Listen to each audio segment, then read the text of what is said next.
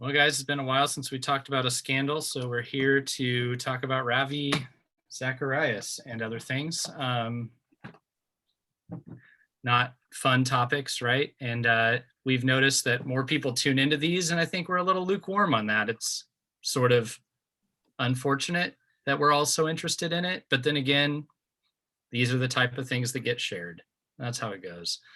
Let's give a slight bit of background, and then we're not going to be your information source for this.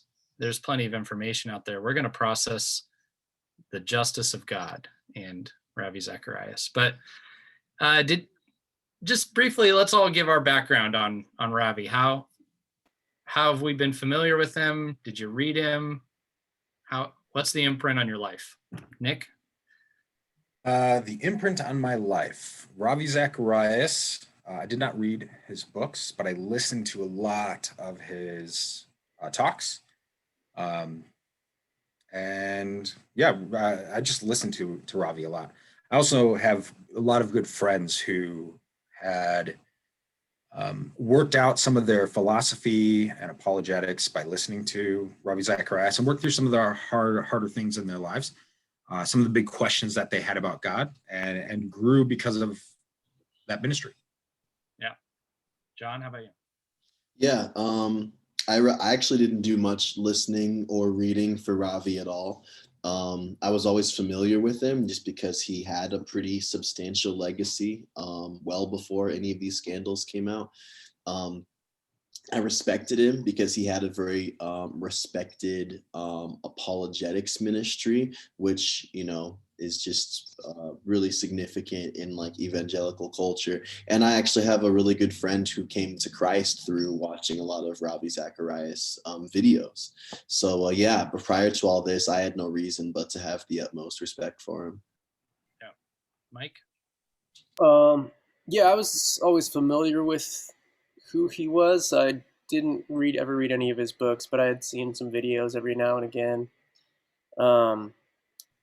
My kind of take on Ravi was always that it seemed like he knew a lot about apologetics, but to me, he always felt more like a Christian corporate kind of guy, where he was in the business. And the thing that always felt weird about it is that the arguments never felt. Well, I guess that's not true. Sometimes it felt like he was coming across in a way that reflected that he had been a recipient of the gospel. But I think maybe the thing that felt off to me was that usually it seemed like more of a battle to win than a message of good news, with the way he talked about the gospel. Oh, interesting. So I worked in a Christian bookstore when I was younger, and so that's where I became familiar with Ravi Zacharias. Was a lot of people would ask for his books. We carried his books. I haven't read a lot. I read a book of his that was shorter back in the day called The Lotus and the Cross, which was a really interesting exploration of what it might look like for Jesus Christ to engage with Buddhism and answer some of its questions. And it was very insightful. It was very interesting. Probably the first time I learned anything about Buddhism there.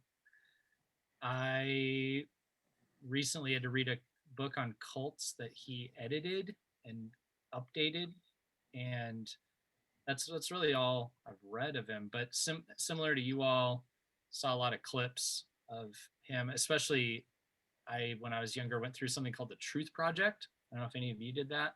Yeah, I did that. Yeah, and he was a prominent figure in that series. And let's see, that's about the extent of it, I guess. The most recent thing was he was here in Tucson, and my mother and father-in-law were invited to a fundraising dinner, and my father-in-law came away with just sort of he said he had kind of a bad taste in his mouth, and the way he phrased it, he said it was, and this is, mind you, behind closed doors with the big funders, but he said it was pitched as too clean, perfect, and simple, and something about that didn't sit well with him. That was interesting to hear. And of course, we all probably heard at some point in 2017, there'd been accusations, and then that sort of went away. We now know there's sort of some hush money going on and a bit of a cover up, but at the time, I didn't really know what happened there. Yeah. Yeah, when that came out, uh, I well, they said it was a defamation type of suit, so I was like, oh wow, someone's trying to take out Ravi. Then thought never crossed my mind like, did he do something? Yeah. I think that was pretty much across the board with his staff too. It seems like for the most part. Yeah, there's some interesting stuff. Just to pepper in a few little interesting things. Some things that I've read that helped me frame what happened in the past. David French did a piece. You could find it on his blog, The Dispatch. That was a little more. You felt like you were getting some kind of inside information. He's a friend of Sam Alberry, who got really kind of thrown under the bus by Ravi during that time, because Sam Alberry was outspoken in saying that he should get investigated, should accept an investigation. That piece made me think, ooh, I think maybe the board knew a lot more back then and kept it quiet. It's an anonymous board. That makes it hard. We don't know who we're talking about here. The Russell Moore's 2 pieces on him, where he reflects back on the Gospel Coalition cutting him from the MLK 50 stage and why. There's some interesting stuff in there that gave me some context, that showed me that other leaders in evangelicalism had their radar up on him years ago when these accusations came out. That was interesting. But overall, to most of us just observing, it seemed like, well, it went away because it probably wasn't real or something like that, right? Yeah. And that, I think, where a lot of us sat. And then he died, and a lot of prominent Christians thanked him on social media, and that actually made me think, oh, if all these prominent people are thanking him, that probably wasn't a real deal thing back then. And then the independent investigation came out, and I read it. I think Mike, I read it. Yeah, some of us read it, and it turns out they didn't even have to dig that deep to find out that there was widespread sexual abuse of spiritual authority, and it was bad for decades. Yeah. So there it is, right? So a discussion that we had kind of with our church team that I thought was interesting was Danny, who works with us, brought up the frustration that, he died and didn't have to deal with the consequences. I think a lot of people are feeling there's just general anger, but I'll bet that's in there for a lot of people, like the consequences. I don't know. What do you all, where are you at with that? We've discussed that. Let's go into the justice of God, the consequences, what it means for someone not to have necessarily been convicted or tried or faced their accusers. What do we do with that? Didn't happen in this case. I think the frustration comes from seeming myriad examples of guys like Ravi who did things and kind of got off scot-free, even while they were alive.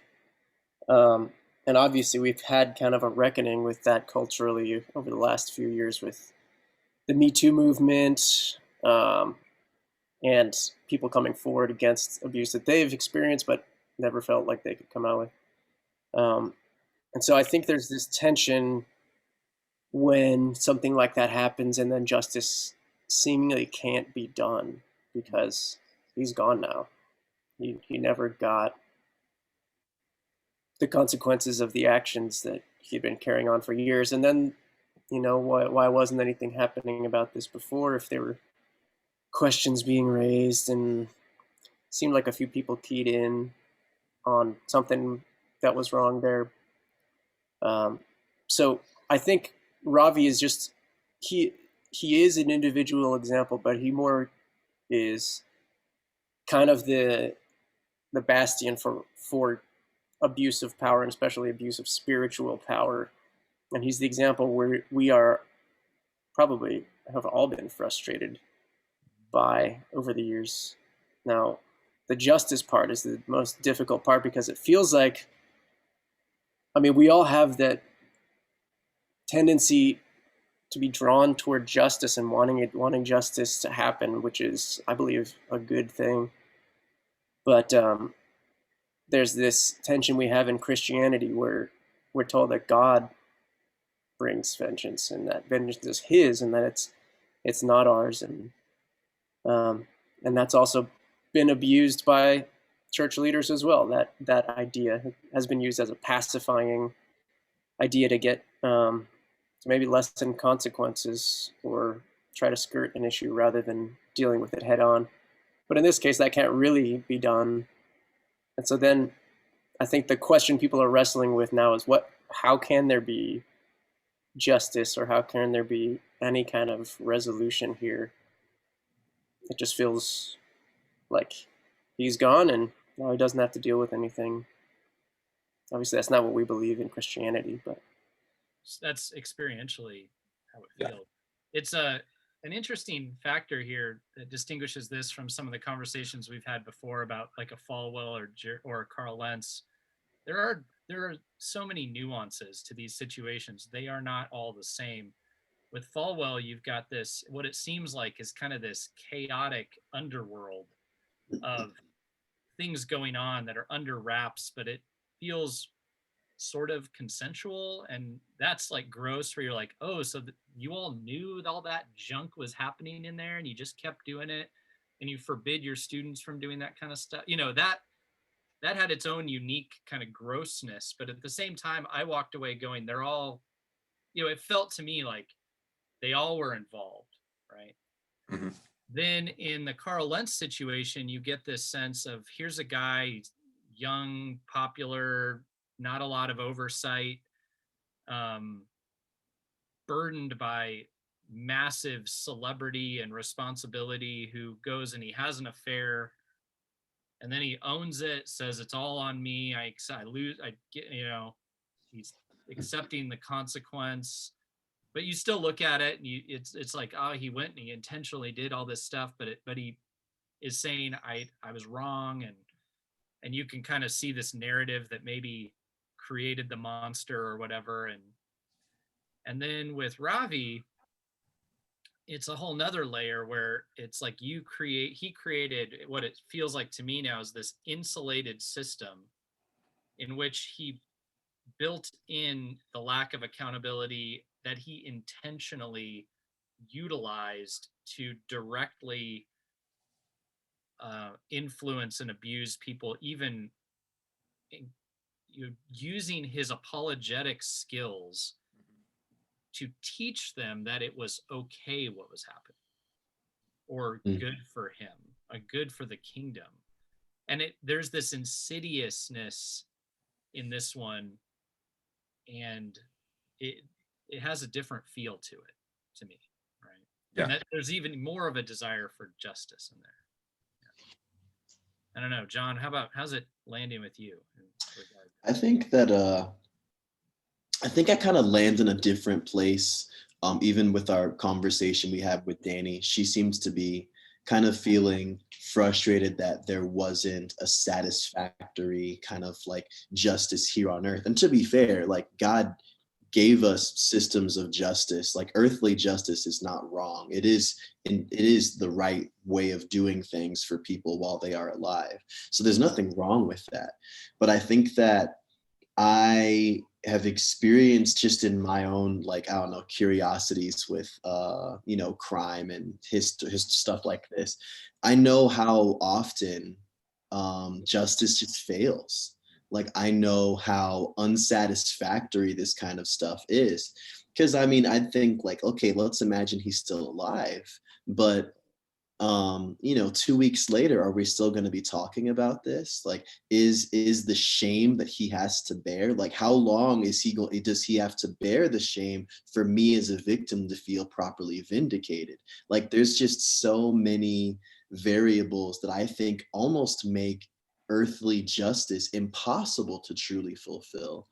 because I just don't think we have the scales. I don't think we have the scales to do something like that. And so even if he was alive, I think that those who were truly wounded by him the most were never going to feel this like great sense of satisfaction that he was getting his comeuppance. Whereas I look at God as, you know, this wonderful, benevolent being, but also capable of so much judgment and justice. And I think, shoot, I would way rather be getting mocked and raked through the coals here on earth, you know, at the court of like public opinion, than be one-on-one with the God of perfect justice. So I'm like, you know, I can see how there's like a dissatisfactory feeling with all of this, but at the same time, like I still think God is super scary sometimes.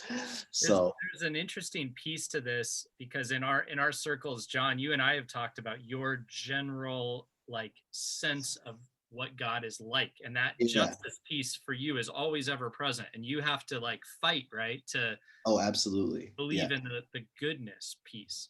Yeah, no, it's definitely a natural lean for me, but Yeah. I do think in times like this, it makes my cognizance of God's wrath like very, very like alert. And so when someone Right. says, "Oh, well, Ravi's never gonna stand a day on trial or in trial, but he's in the presence of God right now," I'm like, he's getting the worst of it.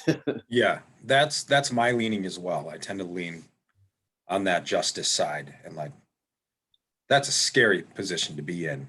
Mhm. Not to mention the fact that, like, I don't know if the dude was actually a follower of Jesus or not. I mean, If you can tell if I'm not the one to work that out. Yeah. But I think as well, within humans, we want to make the justice happen.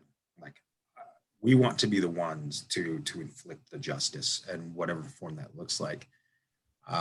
And so when a situation like this happens, we don't get to do that, and we have to relinquish that to God. It does feel like you're losing something. But I think as well, we tend to view ourselves individualistically, but think about his family right now. Like his actions, like they're feeling part of that. If you go to the RZIM website, there's no speaking events, there's nothing up. It's just like, why did we make this public? Do you want to read the thing? So that entire organization and everybody connected to it is likely just going to continue to crumble and fall apart. So there's repercussions. A lot of the Sure. converts that Yeah, a lot of converts are gonna. Yeah. Yeah. Well, so those are definitely like the earthly consequences. But really, like, I think the frustration we've heard is like he's not getting it, and that's I think the promise that eludes us is that, or the false promise is that we, by exacting justice, can feel complete again, or can feel like good has triumphed. And I wonder where we get that idea, because I don't think any of us have really actually experienced that. My experience is that usually when there's someone who I think deserves some sort of justice and they get it, it either doesn't feel like enough, or I end up, especially if you end up seeing them as an individual, like you will a lot of times in documentaries of people who are in prison for life. There's also this different aspect where you see them as a human and you also kind of have pity on them a little bit, Mhm. while at the same time feeling that the thing that they did is absolutely inexcusable. So there's this promise that justice on earth almost dangles in front of our face, which is like there can be completeness and there can be wholeness and there can be resolution for this pain right now if this happens. But I don't think I've actually ever seen that happen. Mhm. I don't think I have either, and because you can't take back the action, so you can try to make the person feel terrible, but that doesn't change the fact that, especially in Ravi's case, like hundreds of women experience this. You can't make that go away, no matter. That's I No think an amount. interesting statement about sin itself is that because yeah, just like Mike said, like I've worked with families that have gone through like a lot of abuse, and I've walked them through like the recovery process as like the person who abused their children is on trial, and it is just an awful experience watching them just being like this is not fair, this is not just. But at the same time, if you look at someone who, like, I don't know, stabbed or murdered somebody who had wronged them too, that doesn't fill the gap either. Like, it's sin is like so detrimental that the wounds of others can't even be healed when they themselves are damaged. Like, the roots go too deep, and that's a very helpless feeling, you know. And it doesn't get solved right by our execution of justice. And that's not to say that justice seeking is not important, but I think there's a lie that we tend to believe. I'd like to explore this more in a moment, actually, but there's a lie that we tend to believe that we will better our situation, get rid of this pain if we execute the justice upon this person. And it frankly just is out of reach. I shared the other day, I believe there's a Keller illustration about, and he uses a fence, which is such a benign thing, but you run over somebody's fence with a car, you get out of the car and say, "Oh my gosh, I am so sorry," and the person's rightfully going to go, "Okay, good to know, better than if you gave me the finger and drove off," right? But my fence, I mean, my yard, my fence. And oh, don't worry, I have insurance here, it'll all get fixed. And that person, if they're thinking rightly, would go, "Well, great, that is better than if it didn't get fixed, but you terrified me and my family. This is going to take a month to deal with, all the time, all the pain. We were afraid. My children were crying when you came crashing into our yard." At some point, you can't undo what was done. At some point, you can't. And so imagine how much more with a life and a heart, how much you cannot undo what was done. And so this quest for perfect justice on our behalf it's the impossible quest. Now, so you have to understand that, I think, and accept Right. that. That's a piece. And I think we were designed by God to crave justice. So I think looking at this and saying, "Man, I wish something would have happened while he was still alive," I don't think that's wrong. No. And I think, we have that in us for a reason. And then that leads us to, well, what do we hope in then? And we can't hope in justice itself. We have to hope in the God who provides the justice. And I think that desire for justice is a signpost that exists within all of us in our culture, that we want something transcendent, honestly. John, I was going to say, in our movie night, I'm forgetting the name of the movie, but we dealt with this recently. Yeah. I mean, remind us how we explored that in this movie that we saw, where there was a murder, right? And how long ago was this? It's at the Loft. Oh, Japanese film. Oh, Secret Sunshine, Korean film. Yes. Korean film. Yeah. Yeah. Oh man. I remember the scenario. Mm-hmm. Woman's child is killed, and she's devastated. And then there's this interplay that's going on in the film where she's devastated, has to deal with the murderer, finds out who it is. Right. Very angry, and then she has a conversion to Christianity, and then she believes that seeing his soul saved will fix it, and goes on a mission to save his soul, and finds out that he thinks he's already found God and is completely forgiven and is having a really great life now, and finds this dissatisfaction in that, right? And makes her doubt her faith. Well, not just dissatisfaction, it devastates her. Yeah. Because there was something there was, even though it's like she wanted to elevate herself and make her faith feel more real by making her greatest adversary that she could show goodness to. But the fact that like he was no longer an adversary, but now supposedly a brother in the faith, it was like, and it's also just, and this is I think a huge aspect of justice and the gospel that Christians should like meditate on.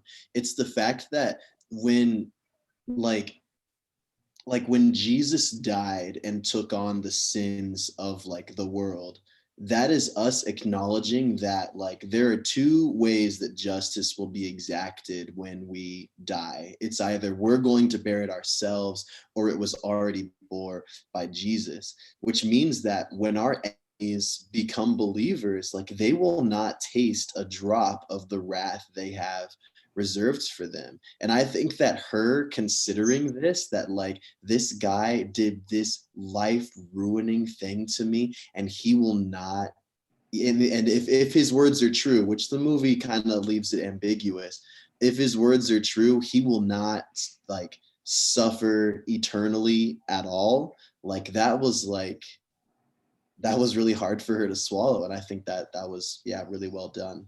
And that Yeah. movie is a critique of Christianity, which I think it's a helpful critique to pay attention to, because they're showing that, the assumption is that, left to yourself, you're just angry, but if you go to Christ, you will be forgiven and brought peace. And they're kind of pulling back the curtain and saying, maybe not. I think one of the things that the movie doesn't engage with is that the Christian, though they do not taste a drop of the wrath of God, they are fully aware and must embrace the one who tasted every drop. Right.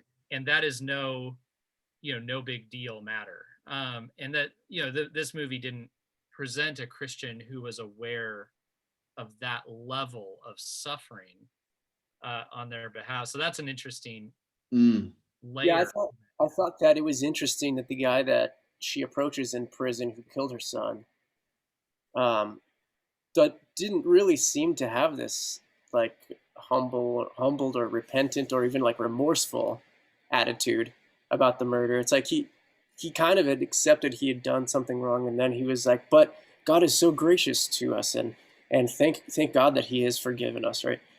I think it seemed like what she almost went in looking for was kind of like a groveling repentance, and that she could kind of come in as almost the savior and offer to him forgiveness, as if she was doing that on God's behalf. And that in its own way is also kind of justice, even though you're acknowledging a personal cost and offering forgiveness.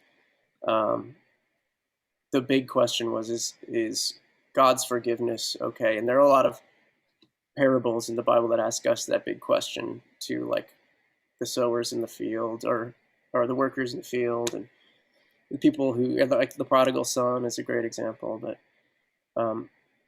I think like we need to be clear though, there is no way what Ravi did is excusable by any means. I think kind of what we're getting at is that in order for grace to be bigger, we have to also see sin as so much worse than we maybe usually ascribe to it.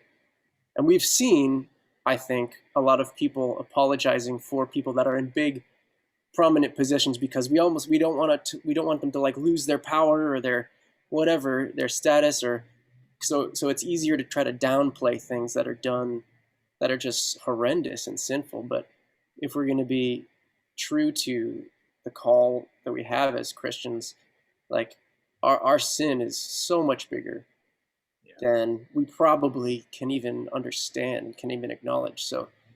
So if that is true, then there's actually nothing that we could do to make ourselves better. And it really does depend on God. So like, by all means, like, it's horrendous and disgusting and horrible, the stuff that we saw Ravi do, and that stuff that came out in the investigation. And that should just never happen. And it's really good that we're driven by a quest for righteousness, a quest for justice when bad happens. And we also equally, because we're recipients of grace, get to acknowledge that God is the ultimate judge who really can see the heart. And sometimes it feels like he lets people off too easy. And sometimes it feels like he doesn't exact justice in the world maybe the way we wish that he would do it. It's important to remember, as much as like the four of us, we look at the situation and we're disgusted, angered, saddened. Um, God hates sin more than we do. And I think God is, if you're watching this, God is angrier about this than you are. I can guarantee it. And that is, it's a concept that's hard to understand, but it's like that's in the gospel. Mm-hmm. Yeah, absolutely. Yeah. But interesting, I think, potential application to this. It's interesting that around the same time that this was happening, there's been a lot of pushback about cancel culture, especially coming from certain segments of society, about how, it's just how terrible it is and all this stuff.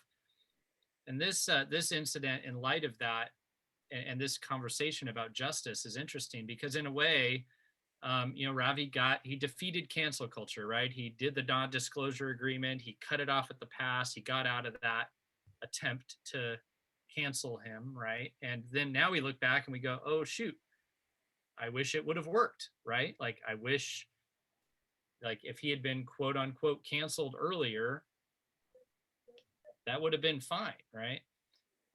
But then we've done some discussion in our group about, so what happens when somebody gets canceled?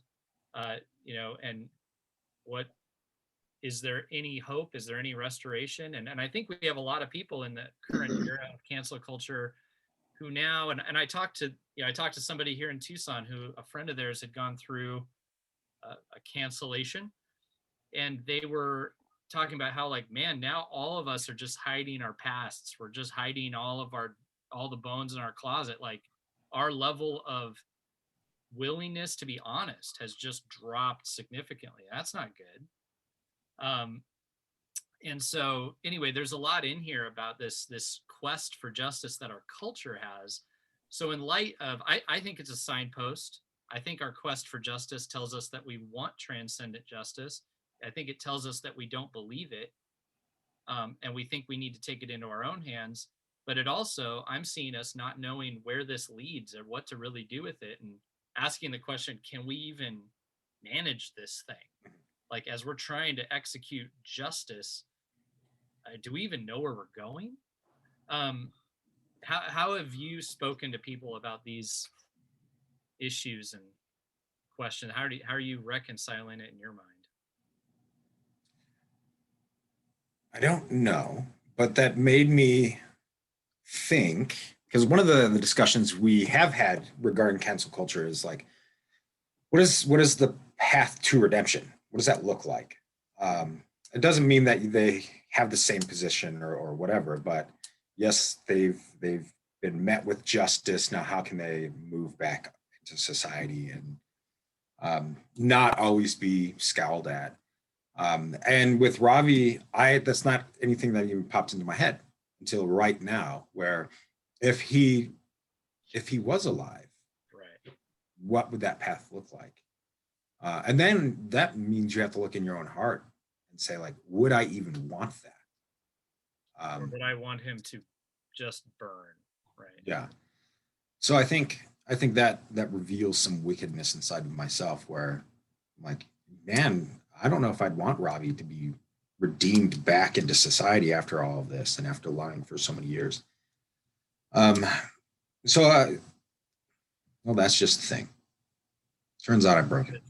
It's interesting, like your degrees of separation. What if he was your dad? Right.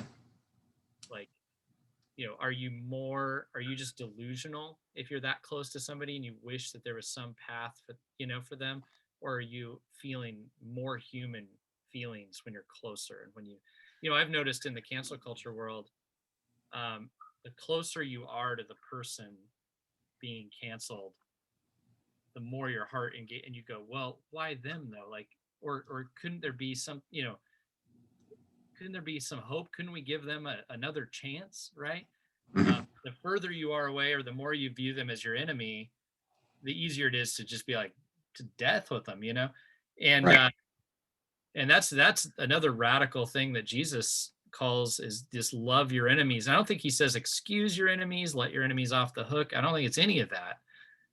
But but the call to love our enemies is like, wow, that's way higher than us. We are, Bad at that.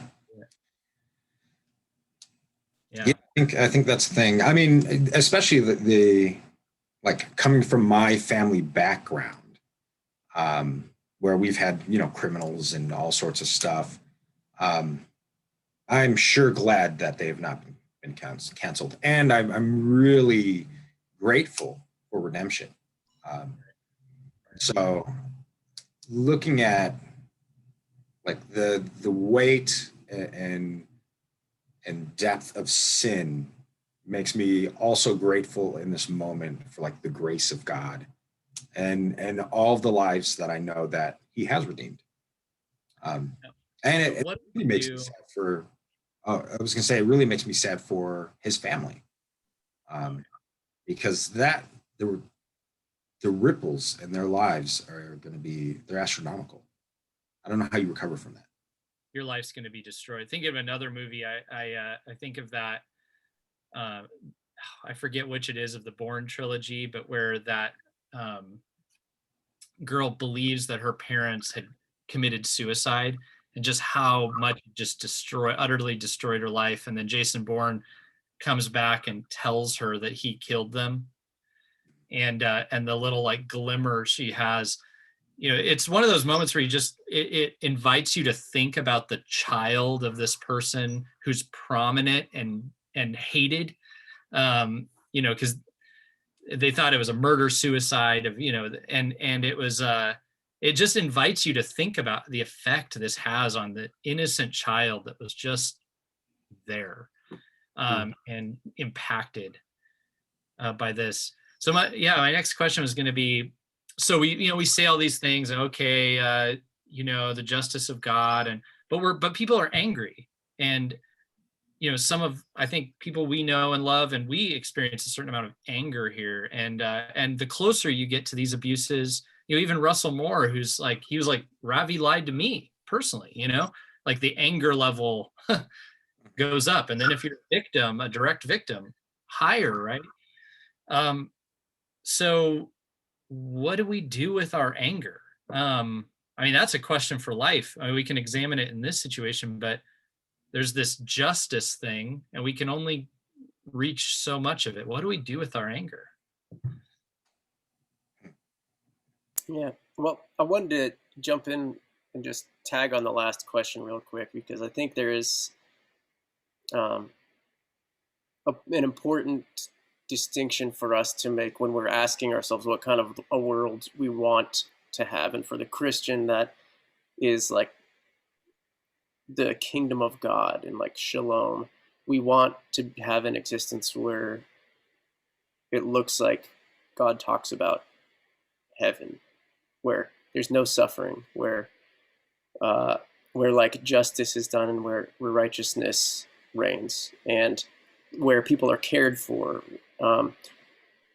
And usually, I think our temptation is to look at the people that we deem to be the problem and think if we can eradicate that, then we can have our utopia. I think that's just a human thing. It stems all the way back to tribalism and how humans have generally survived for as long as we've existed.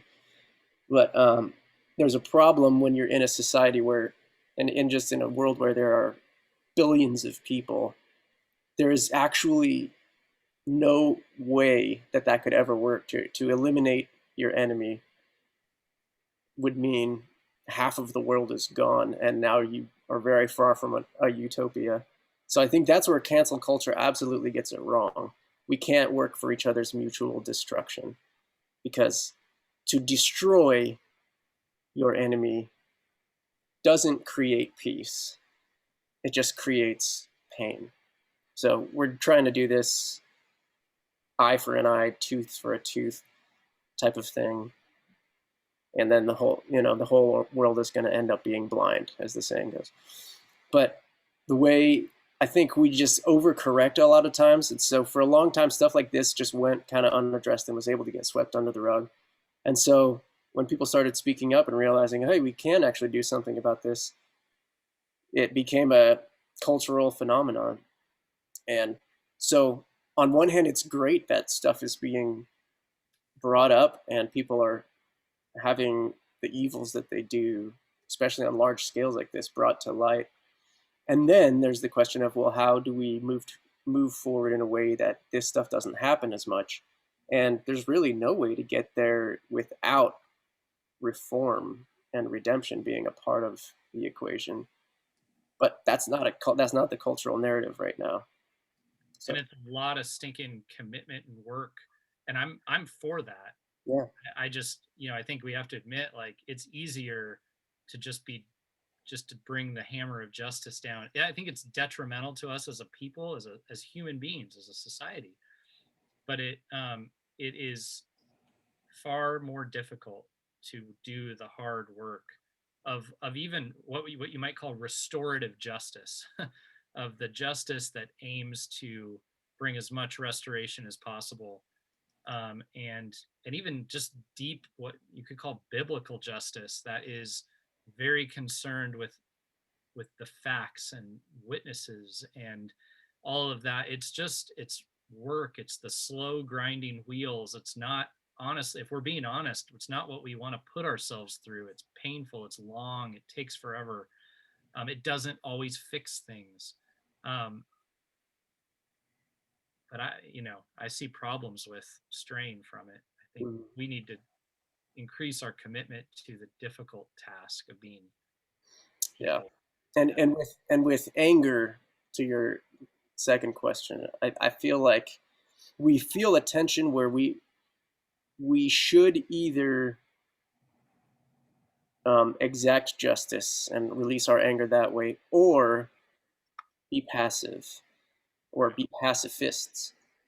And that's also a very binary and non-nuanced approach, because neither one of those is actually gonna work long term. God doesn't just do one or the other. He is both, and you see the same thing in Jesus' ministry. And so, if we're supposed to be followers of Jesus, that means we got to do the hard work of struggling through the nuance and understanding how to correctly handle our anger, and how to release it, where to release it, when to release it. And that's we don't like that. Our brains don't like that because that's really difficult. And I'd rather just know when I can do it and when I can't, and call it done. And then I can have it. Then I can rationalize for when I do something a little bit wrong, and then I have an excuse for it. Or I can just say always anger is a bad thing, and then feel like I have some kind of control over doing the right thing in the world.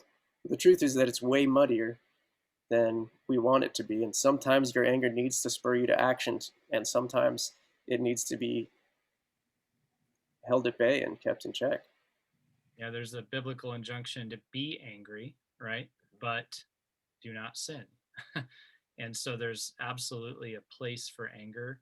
And then there's also the biblical command to leave uh, justice ultimately to God. That's not to say you don't pursue it, but to leave its ultimate, complete, um, its termination, to leave it in the hands of the one who can actually handle it. And the other thing we talked about the other day is, none of us are righteous enough to exact justice without sin, without mixing in there some form of our own goal or aim or whatever it is that is not righteous. We don't think through the whole picture. We're not going to really, like, if you think about the Bourne movie scenario, the government wants to take out somebody they consider their enemy, so they kill them, but they don't think about the ripple effects and the way it affects a family and a child. And so they don't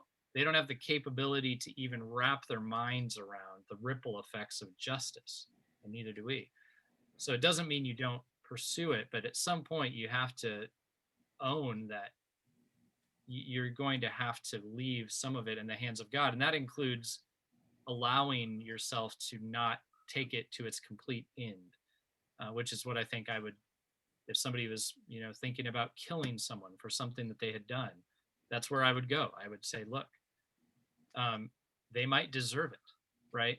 But this is not to be taken into your hands, because you do not have the capability to do this without considering all of the other terrible ripple effects it's going to have, even upon your own soul and your family. You should not do this, right? So I think it's important to ask why you're angry, because I bet it's more than that this situation happened. I bet there's doubts you have about God and this world.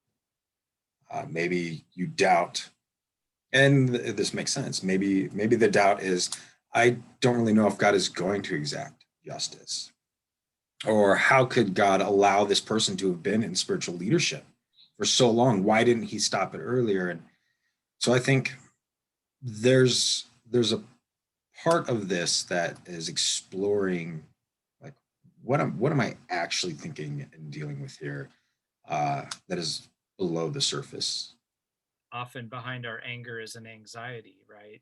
If you're afraid that God isn't actually in control, or if he is, that he doesn't have any kind of good purpose in mind for you, um, that fear can lead you to be angry at the situation or God himself. And it's usually worth examining, what am I afraid of right now, right? Another piece of being angry, I found myself counseling people. This was a surprise to me in the last 5-6 years, that a lot of people have deep anger that they do not believe they can verbalize, or deal with at all. They think it's wrong to spew it onto somebody, and so they just internalize. They tend to even turn it in on themselves, or just try to bottle it, and it explodes or exudes in surprising ways.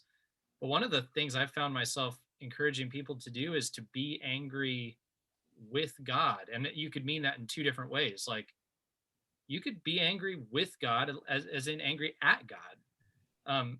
God is very capable of having that conversation. You're not going to, God's not going to be like, how could you? What do I do now? God can handle that conversation. You see it in the scriptures. You see, in the Psalms, why is it that the wicked prosper? And we read that even the way I just stated me. I mean, yell that, like, try that out, like scream it, because I think God can handle that. It's probably maybe more of the spirit of the Psalm. And the other, be angry with God, would be like in God's presence, like with God with you, be angry. Like God, like you said, Nick, I mean, God's more angry than you are about the damage, right? He can understand, and you can be angry in his presence. And that's, I think, behind the be angry but don't sin, is that kind of stuff. Like, you can be genuinely extremely angry, and be angry with God. So that's something else I'd throw in there. Yeah, and I would add in, I mean, the point of these videos is to help frame, like, how should we be looking at these and talking about things like this, and how do you work this out with Mission Church? So I would say, if you're angry, you should talk to somebody, like, work the discussion out, rather than bottling it up. And it's not wrong to talk about things like this that do anger us.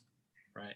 I don't think it's defaming anything. I think, like, we know people, John said that got saved because of Ravi Zacharias. That could rock their entire faith foundation. So we need to have these discussions. And if you did become a follower of Jesus because of Ravi Zacharias, then you need to know that, like, your salvation is not in question because of this. Your faith is in Jesus Christ, and he may have used a broken man But that's really like he only uses broken people. Um, so you're secure in the grace of God, but you should probably have a chat. Yeah, yeah, and it's okay to go to God with that and not just be pious, right? You can you can go with all the range of emotion because God has the whole range of emotion. Yeah, I've heard some people. I mean, I feel like there was a little while, probably mid to late 2000s before we hit 2010, where there was this movement of kind of like getting really angry at God, and at least I started to hear it a lot around then. And then I also experienced this kind of backlash to it, where people are starting to say, "Well, no, you can't just scream at God. You can't just be angry with God. You can't." And interestingly, I I think both sides are trying to say something where we don't God's just not there to be, kind of our release and our punching bag, but also he doesn't expect of us perfection and adherence. He would rather have us engage with him. And like you were saying, Andy, he can completely handle it. And I would say, I think he built that into his model for how our relationship with him will look.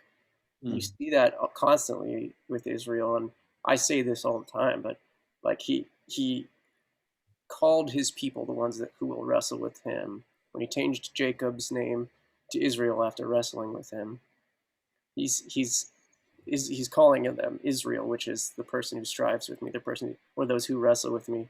And so it's almost like if we believe we are doing somebody a favor by not acknowledging the anger that we have for them, we're we are fooled because we're actually dishonoring them by being deceitful and holding resentment within us, because we can't just take anger and be like, oh, well, I don't want this anymore. I'm just going to, It stays there and it comes back up.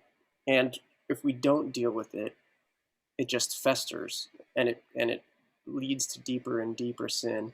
And there are different ways of dealing with it and processing it. And you don't always need to have a deep sit down conversation anytime you get angry with somebody, but there's definitely something to keep to taking the temperature of your anger and saying what and asking why I have this anger. And there's also something to just talking about it. And God is no exception. We can't just not acknowledge our anger with God or not talk about it with him, because he actually, the way I see it, it seems like he really wants us to. Yeah, I think the deal is it's not you don't only get angry with God, it's and you don't only just kind of just bend the knee to his will. It's you do all of it, right? And we see this in Jesus. I mean, an interesting example is at the tomb of Lazarus, or in the whole interaction when Lazarus dies. In the scripture that we read, Jesus wept, and that word is so complex. It's almost like a primal rage at the pain of death. But then in other spaces around there, you see Jesus instructing and giving words of comfort and consolation of the coming of the kingdom, and then you see him just genuinely sad. And so it's like in Jesus we have the person of God incarnate experiencing the whole range, and so we can experience the whole range, and some of that is going to look like bowing the knee to the will of God at some point, but you can also deal with the real anger that you have and the pain. And it's not kind of this you get one version or the other. It's really fully orbed, being a whole person with a God who is a person as well. Well, there's any other any Yeah, other I would throw in one last thing that just popped into my head because I was on Facebook a couple days ago, uh, and I saw this comment um, on like the release of the report, and this person was like, "How could you, like, how dare you tear or pull this man's name through the mud after all Mhm. that he has done?" Um, and I don't know if there's people in Mission Church who would do that, but I would say for all the good that Ravi did, that does not make these actions okay, acceptable, and it's not dragging his name through the mud to talk about them. So this is real. Um, so just because someone has done good things does not mean that he gets a pass on the bad things. And in a strange way, it doesn't make every word he said false. Right. But there is also, I mean, I think Jesus gave us good reason to do the kind of, people will say, oh, you're not supposed to be a fruit inspector. That's a Christian thing to say.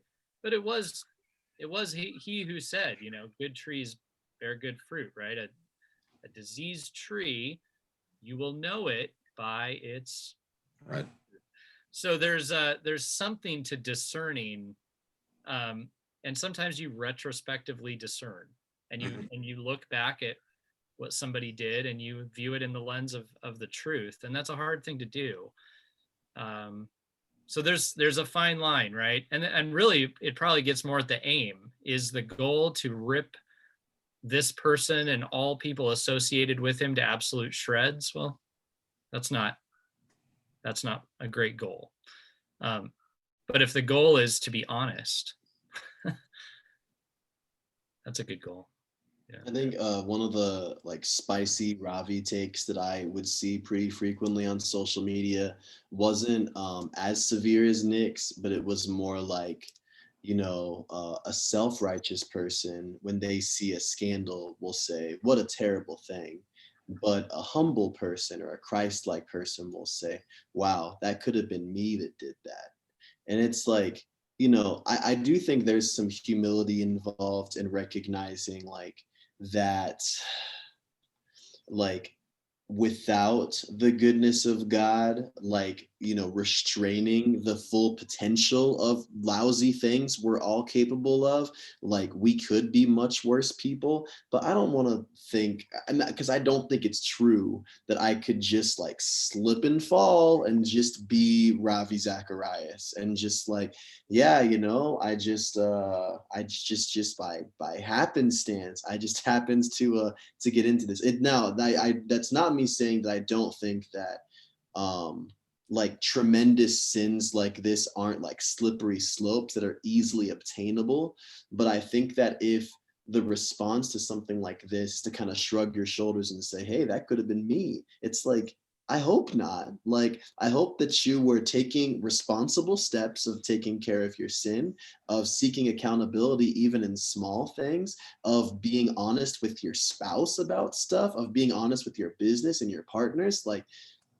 I can say this could not be me right now, and I'm grateful for that, not because I lack the sinful potential, because I am striving for confession and honesty and righteousness in the little areas that I can right now. And so I think little comments like that, I think, try to come off as super pious or super righteous, but in reality I think it almost undermines just the weight of how evil this was.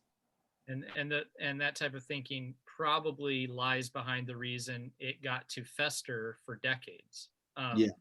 And so that's where the fine line comes in, to where it is good to really consider accusations, for example. I mean, that's the swing we've seen in our culture is for a reason. It's because we were letting way too much slide.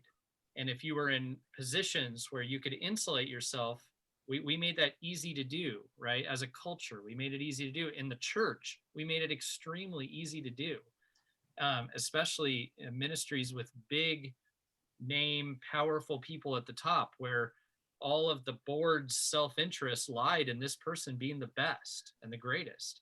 I mean, that's a recipe for this, right?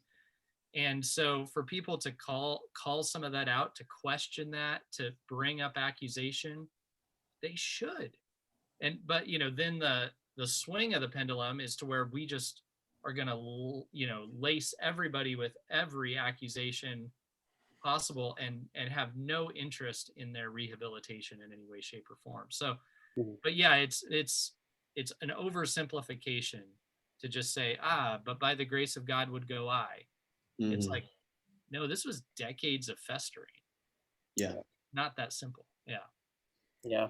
Oh, and we should mention that we actually wanted to have Danny as a part of this conversation, and schedule-wise, it didn't work out. But she promised us that in the future we'd be able to rope her in to one of these conversations, Yeah. to get a little bit of a female perspective and a different perspective than just somebody working in ministry. So, Yeah, hey, hopefully someday soon you'll see a video with Danny. that's right. Well, hey, thanks for being thoughtful friends. It's been I'm personally grateful for having you all around throughout the process of a lot of these things. I mean, when we come and chat about it here, we don't come with this agenda, but I love that we've all heard from each other. We've processed this. It's good to have people to process with. I wish that for Yeah. everybody.